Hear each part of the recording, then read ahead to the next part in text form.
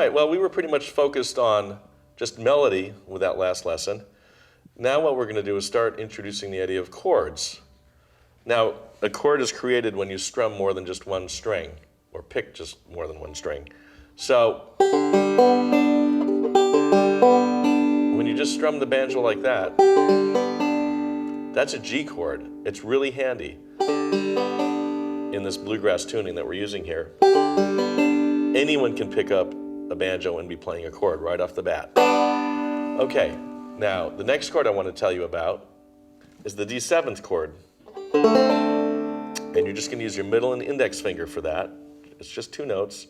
And in the middle of this G chord, you're going to add the index on the 1st fret of the 2nd string right there. And the middle goes on the 2nd fret of the 3rd string. 3rd string, 2nd fret. And what you want to do when you're fingering the chord, you want to be up close to the fret. This is the fret here.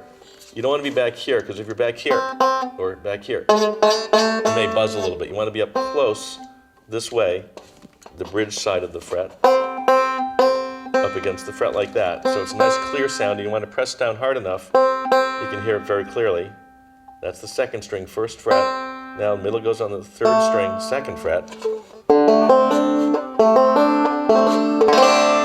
There's your D7th. Okay, now the next chord is going to be the C chord. And that's all we're going to need for a while, is just these 3 chords. Now, the nice thing about the D7th and the C chord is they have 1 note in common, 1 string and 1 fret in common, and that's the 2nd string. To play the C chord, you're going to just have that index finger still on the 2nd string, 1st fret, but what you're going to do is add the ring finger right here on the 1st string, 2nd fret. Now, if you just play the first 3 strings, that gives you a C chord. But to get a full C chord, you also add your middle finger down here on the 2nd fret of the 4th string. So ring on the 2nd fret of the 1st, index on the 1st fret of the 2nd, middle on the 2nd fret of the 4th string. 4th string, 2nd fret. There you are. And remember, stay close to the frets so you're not buzzing. You don't want to be on top of them where it's damp, but you want to be just behind them. All right? Now, one thing you want to watch out for, and I just want to mention that as we're continuing here to begin, you're not going to necessarily have to have all 3 fingers down, because that may be difficult for you.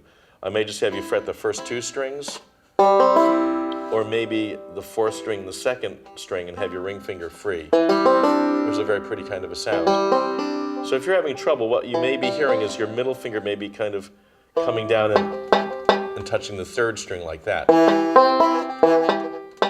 So if that happens, then try lifting off your middle finger for the time being and just worry about the first 2 strings. So I think that's enough on chords right now, and then we'll continue.